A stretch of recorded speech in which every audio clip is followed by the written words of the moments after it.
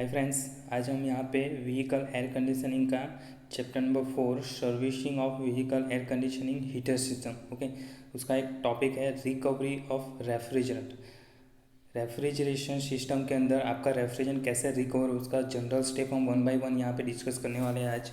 Okay friends, then first of all general step of recovery of refrigerant. Okay, refrigeration system में से हमारा refrigerant कैसे recover होगा, one by one हम उसका स्टेप बाय स्टेप देखेंगे। ओके, फर्स्ट ऑफ ऑल आपको क्या करना है कि कौन से टाइप का रेफ्रिजरेंट आपके सिस्टम के अंदर है, यानी कि R12 है, देन आफ्टर R134 है, उसी के हिसाब से आपको क्या करना है, अपना रेफ्रिजरेंट रिकवरी यूनिट को वहाँ पे चूज़ करना ज़रूरी है।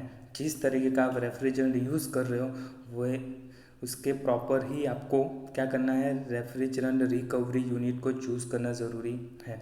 देन आफ्टर चूज़ करने के बाद उसके पास जो भी हॉसेस है, जो भी यूनिट्स हैं, ओके, जो भी हॉस कनेक्शन है, इलेक्ट्रिकल कनेक्शन है, वो सभी को आपको पहले चेक करना ज़रूरी है।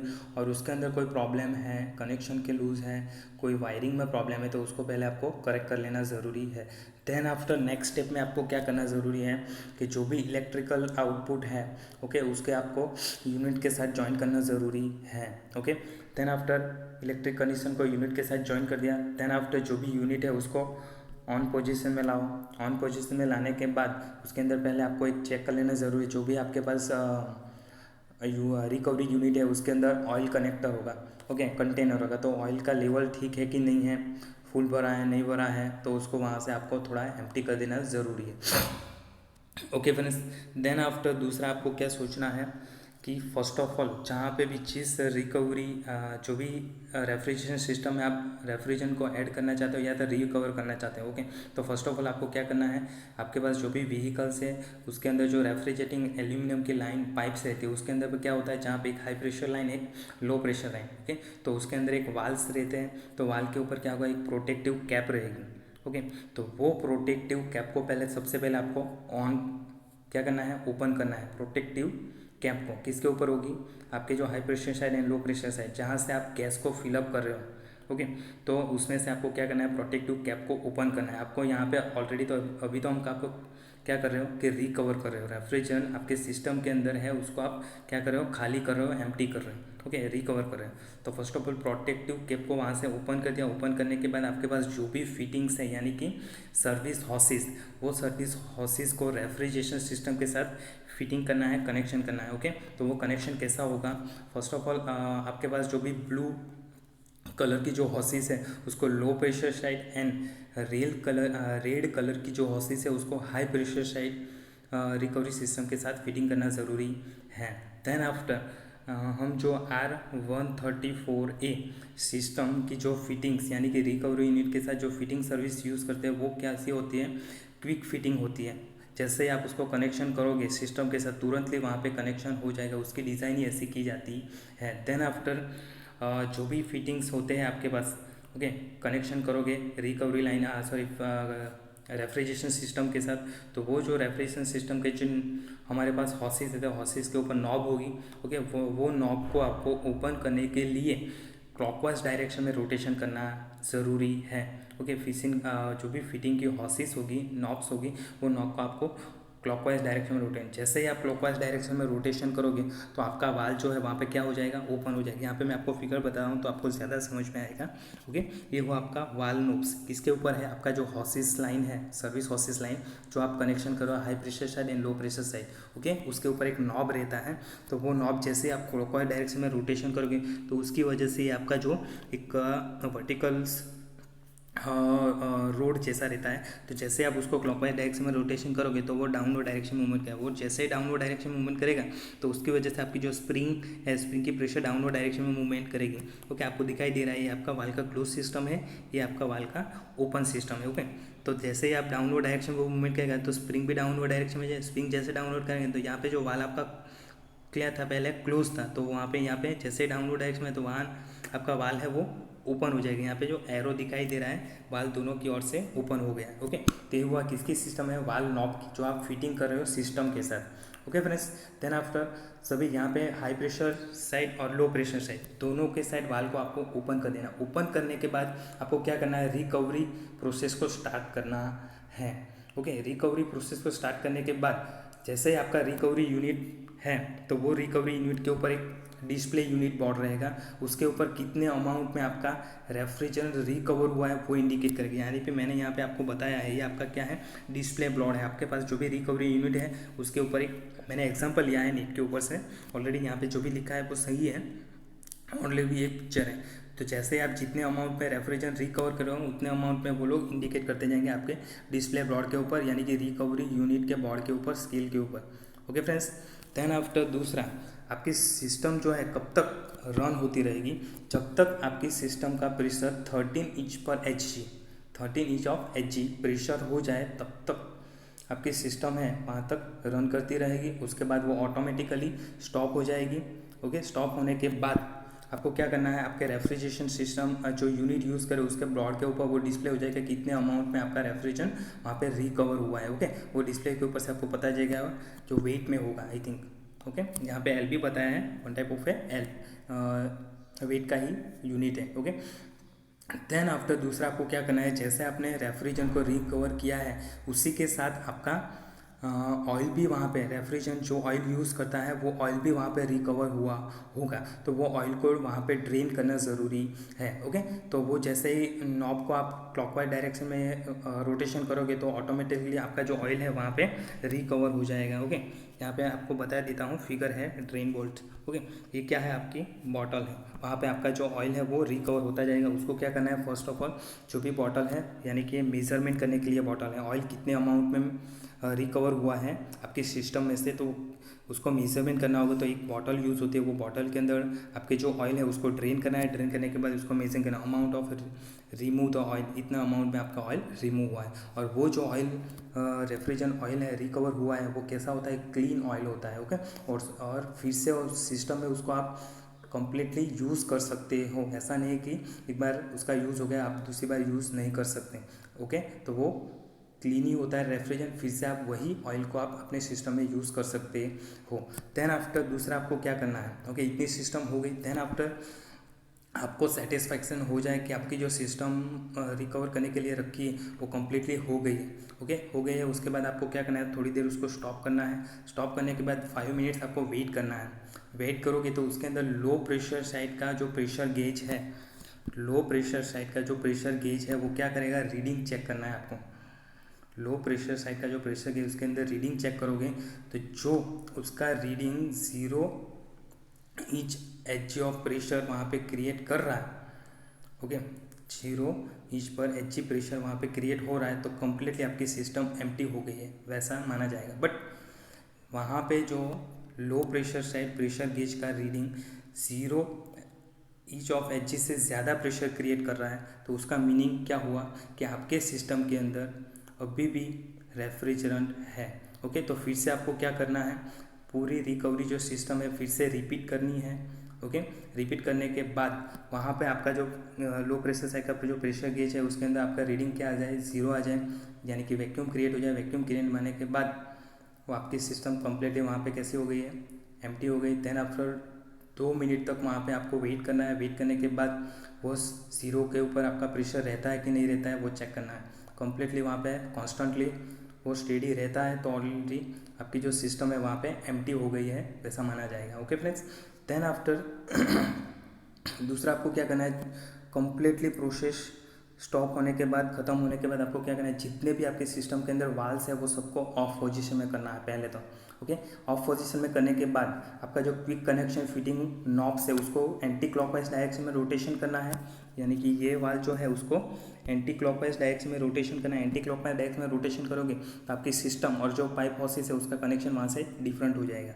ओके फ्रेंड्स, देन आफ्टर दूसरा कि जो भी आपकी सिस्टम होती है, ओके, जैसे आप सिस्टम को रिकवर करना स्टार्ट करते हो तो आपका जो सिस्टम का प्रेशर है वो कैसा हो जाता है, डाउनवर्ड डायरेक्शन, यानी कि लोअर प्रेशर हो जाता है। वही लोअर प्रेशर की वजह से आपके सिस्टम के अंदर जो रेफ्रिजरेटर है वो स्टिक हो जाता है। क्या हो जाता है? स्टिक हो जाए। उसी की वजह से आपको वहाँ पे क्या लगता है कि वहाँ पे वैक्यूम क्रिएट हो गया है और आप क्या करते हो, अपनी सिस्टम को स्टॉप कर देते हो। ओके, पर जैसे आप थोड़ी देर के बाद चेक करोगे तो वहाँ पे प्रेशर दिखाई देगा आपको, क्योंकि आपका जो रेफ्रिजरेटर स्टिक हुआ है वो वहाँ पे क्या होने लगेगा, स्प्रेड होने लगेगा। ओके, वही स्प्रेडिंग की वजह से आपके सिस्टम के अंदर वहाँ पे प्रेशर क्रिएट, गेज के अंदर प्रेशर दिखाई देगा और फिर से आपको क्या करना पड़ेगा, वहाँ पे रिकवरी जो सिस्टम है, रिकवरी यूनिट लगा के फिर से रेफ्रिजरेटर को रिकवर करना ज़रूरी है। ये हुआ आपकी पूरी कंप्लीट रेफ्रिजरेटर जो आप रिकवर कर रहे हो उसकी मेथड है, 1 बाय 1 स्टेप है फ्रेंड्स। आपको समझ में आ गया होगा।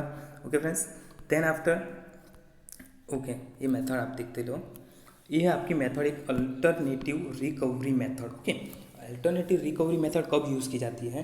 फर्स्ट ऑफ ऑल इस मेथड के अंदर दो ही कंपोनेंट यूज़ किए जाते हैं। First of all first one is एक एम्प्टी रेफ्रिजरेंट सिलेंडर, एक एम्प्टी रेफ्रिजरेंट सिलेंडर यानी कि टैंक, और दूसरा है एक मैनिफोल्ड गैस सेट। दो ही जो कंपोनेंट है वो यूज़ किया जाता है। ये आपका मैनिफोल्ड गैस सेट है, ये आपका क्या है, स्टोरेज टैंक यानी कि cylinder, empty cylinder.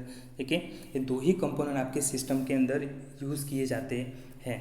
Okay friends, दूसरा, इस मेथड का कोई भी जगह पे यूज़ नहीं किया जाता है, ओनली फॉर आपके जानने के लिए यहाँ पे रखा गया है। ओके, और जब भी इस प्रोसेस का आप यूज़ करोगे तो जो भी एक्सपीरियंस टेक्नीशियन है उसके सुपरविज़न के अंडर ही आपको करना रहेगा।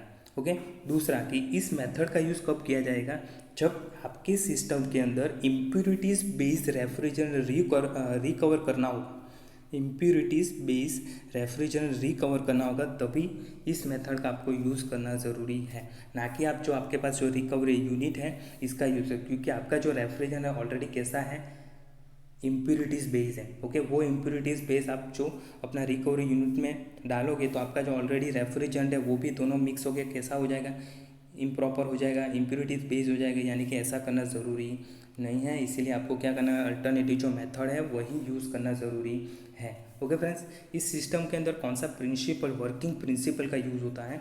फर्स्ट ऑफ ऑल क्या होता है कि जो आपके पास रेफ्रिजरेंट है वो रेफ्रिजरेंट हॉट प्लेस में थी, हॉट प्लेस में से कोल्ड प्लेस में ट्रांसफ़र हो रहा है, वही वर्किंग प्रिंसिपल के ऊपर ये वर्क करता है।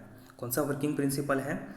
हॉट में से कहाँ से ट्रांसफ़र हो रहा है, कोल्ड प्लेस के अंदर, हॉट प्लेस में से यानी कि हॉट एरिया में से कोल्ड एरिया के अंदर आपका रेफ्रिजरेंट ट्रांसफ़र हो रहा है, वही वर्किंग प्रिंसिपल के ऊपर आपका जो इस सिस्टम से जो मेथड है वो वर्क कर रही है। कैसे वर्क करेगी हम अभी 1 बाय 1 स्टेप बाय स्टेप देखते हैं, आपको पता चल जाएगा। ओके, फर्स्ट ऑफ ऑल आपको क्या करना है, आपके व्हीकल के रियर पोर्शन में जाके आपको एक रिकवरी यूनिट ड्रम को कंटेनर के अंदर रखना है। ओके, और वो जो कंटेनर है किससे भरा होगा, आपके आइस से भरा होगा। किससे? एक कंटेनर लेना है, ये देख लो आप, ये आपका एक कंटेनर है, कंटेनर के अंदर आपने स्टोरेज सिलेंडर रखा है, वही सिलेंडर के अंदर आपने क्या रखा है, आइस रखे हैं। ओके, उसकी वजह से वहाँ पे क्या हो जाएगा, आपका जो सिलेंडर है वो क्या हो जाएगा, कोल्ड होने लगेगा, धीरे धीरे धीरे कोल्ड होने लगे। उसकी वजह से जो सिलेंडर का टेम्परेचर है वो 0 फ़ारेनहीट हो जाएगा। कितना? 0 फ़ारेनहीट यानी कि -17.7 डिग्री सेल्सियस जितना टेम्परेचर आपके सिलेंडर का हो जाएगा, यानी कि लो टेम्परेचर हुआ। देन आपने नेक्स्ट स्टेप आपको क्या करना है, आपने कनेक्शन कर दिया यानी कि ओके, देन आफ्टर आपको क्या करना है, आपका जो रेफ्रिजरेंट टैंक रखा है वो टेम्परेचर का पोजीशन कौन सी रखनी है, कि जो आपने ड्रम रखा है, सिलेंडर रिसीवर रखा है, टैंक है, उसको आपके जो रेफ्रिजरेशन सिस्टम है उससे लोअर साइड रखना है, लोअर लेवल के ऊपर रखना है। रेफ्रिजरेटिंग जो सिस्टम जिस लेवल के ऊपर है उससे लोअर लेवल के ऊपर आपके स्टोरेज टैंक को रखना ज़रूरी है, तो ही वहाँ से आपका रेफ्रिजरेंट है वो ट्रांसफ़र होगा। ओके फ्रेंड्स, देन आफ्टर आपने जो कंटेनर रखा है, ओके, जिसके अंदर आपका स्टोरेज टैंक है ये, ओके, उसके अंदर आपको क्या करना है, एक तो वाटर ऐड करना है, दूसरा आइसक्रीम सॉल्ट, वाटर को ऐड करना है और सॉल्ट दोनों उसको ऐड करना है। उसकी वजह से आपका जो टेम्परेचर है, ड्रम का जो टेम्परेचर यानी कि सिलेंडर जो स्टोरेज टैंक है उसका जो टेम्परेचर है वो कितना हो जाएगा, 0 फ़ारेनहीट जितना हो जाएगा, नियर अबाउट हो जाएगा। देन आफ्टर दूसरा आपको क्या करना है, जो भी सिस्टम है, सिस्टम के साथ जो हाई प्रेशर साइड लाइन होती है, फिटिंग्स होती है, उसके साथ गैस का वाल आपको सर्विस हॉज ज्वाइंट करनी है। यानी कि ये सिस्टम आपने जो ज्वाइंट किए हैं किसके साथ, गेज मैनिफोल्ड, और गेज मैनिफोल्ड में से किसने कहाँ पे ज्वाइन किया, हमने स्टोरेज टैंक के अंदर। Okay friends, okay high pressure side आपने सर्विस हॉर्स को ज्वाइन कर दिया। देन आफ्टर जितने भी वाल्व से आपको ऑन कर देना है, ओपन कर देना है। ओपन जिसको क्लॉकवाइज डायरेक्शन में रोटेशन करोगे तो सभी वाल्व आपके क्या हो जाएंगे, वहाँ पे ओपन हो जाएंगे। ओके, ओपन होने के बाद क्या हो जाएंगे, वहाँ से गैस जितना भी होगा आपके सिस्टम के अंदर ट्रांसफ़र होने लगे। दूसरी एक बात आपको वहाँ पे ध्यान रखनी ज़रूरी है कि फ्रेंड्स एटमॉस्फेयर का टेम्परेचर हाई होगा, एटमॉस्फेयर के अंदर एयर है, एयर का टेम्परेचर हाई होगा तो ऑब्वियसली वो आपके सिलेंडर के ऊपर नहीं लगना चाहिए। उसके लिए आपको इंसुलेशन प्रोवाइड करना होगा। ओके, आपको किसको, सिलेंडर टैंक को इंसुलेशन प्रोवाइड करोगे कैसे, ब्लैंकेट, आपके पास जो कोई ब्लैंकेट है तो वो उसके ऊपर ढक दो, कोई क्लॉथ है तो उसके ऊपर ढक दो, तो वहाँ पे इंसुलेशन प्रोवाइड हो जाएगा आपको टैंक को। देन आफ्टर जो भी रिसीवर है आपके पास, ये रिसीवर है तो वहाँ पे क्या करना है आपको, शॉप के अंदर जो लाइट्स है वो लाइट रखो, या तो जो कोई हीट सोर्सेज है वो उसके पास नियर अबाउट रखना ज़रूरी है।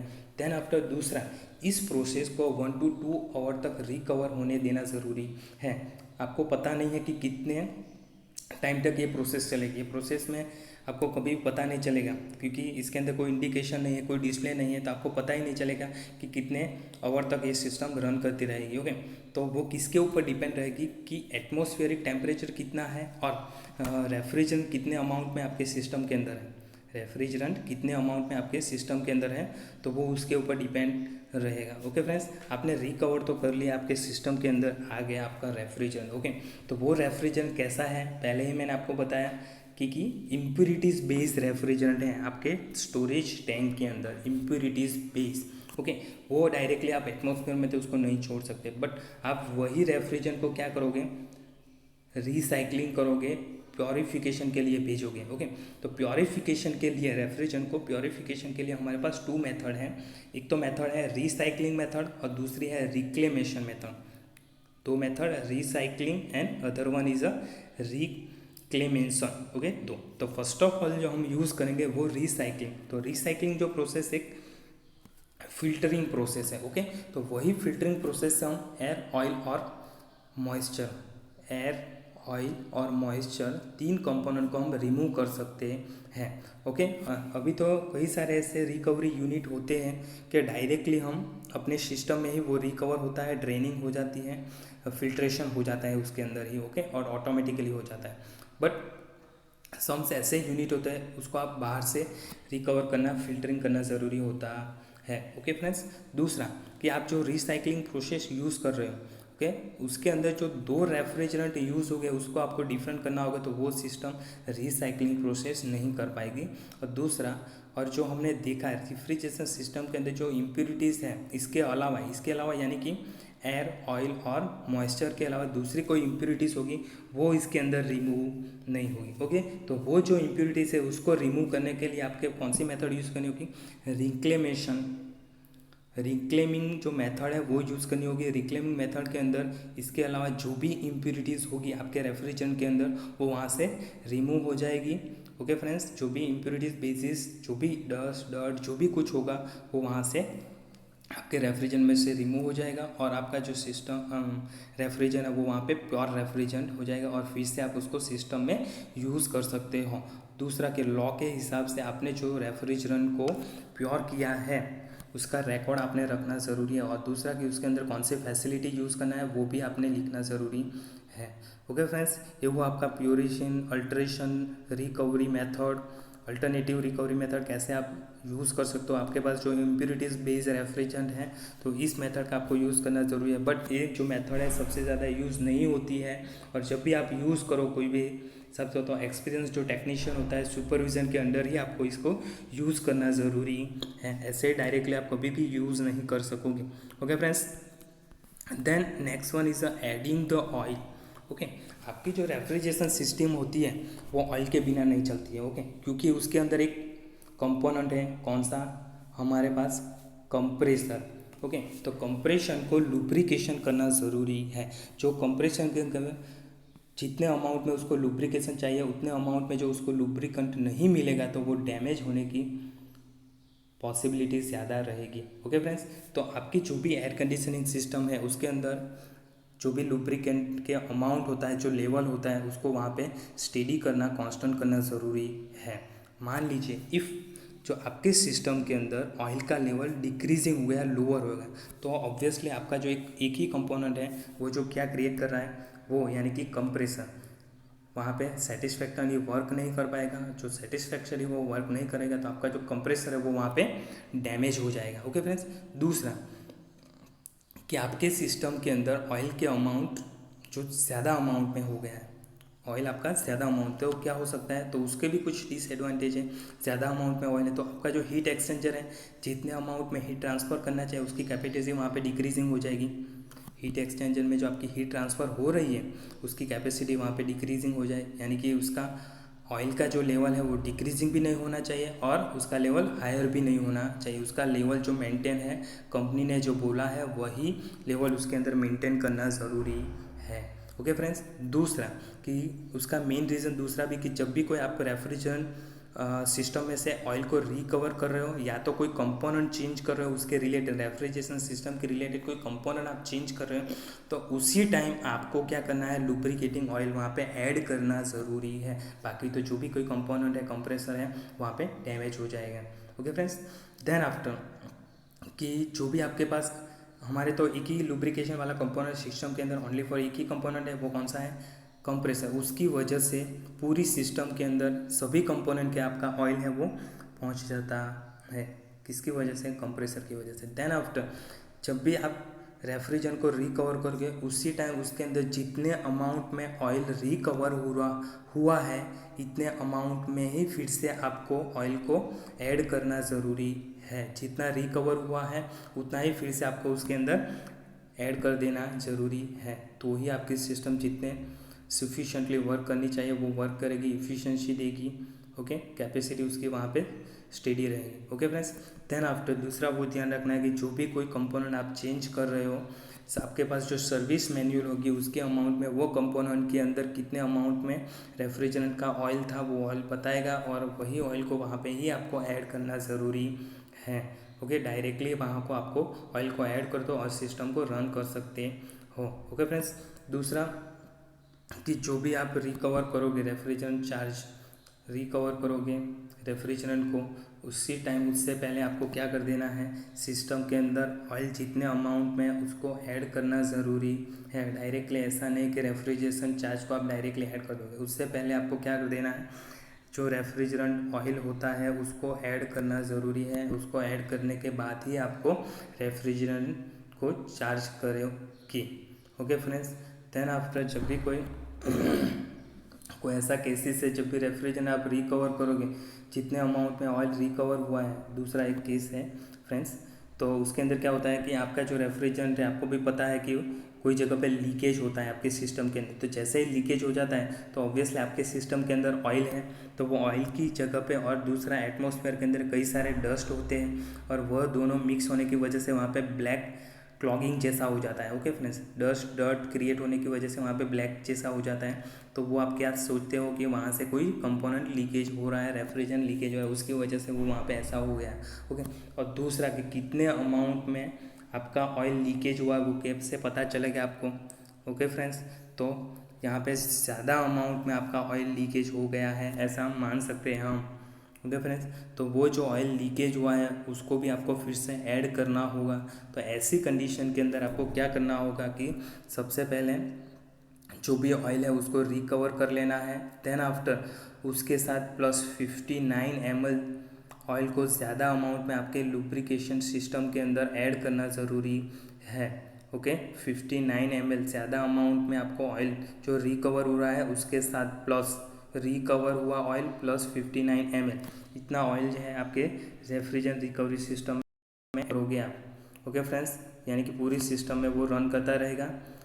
आपको समझ में आ गया होगा फ्रेंड्स, ये वो आपका एडिंग द ऑयल, यानी कि पूरे सिस्टम के अंदर ऑयल होना भी ज़रूरी है। उसके बिना आपका कंप्रेसर कभी भी रन नहीं होगा, उसकी इफ़िशिएंसी डिक्रीजिंग हो जाएगी, यानी कि उसका जो लेवल है जो कंपनी ने बताया है वो स्टेबल रहना ज़रूरी है। Okay friends, thank you. I hope आपको सब कुछ समझ में आ गया होगा कि हम रेफ्रिजरेंट को सिस्टम में से कैसे रिकवर करेंगे, उसकी अल्टरनेटिव मेथड कौन सी है, ऑयल कैसे ऐड करना है, ओके उसके रीजंस क्या है। Okay friends, thank you.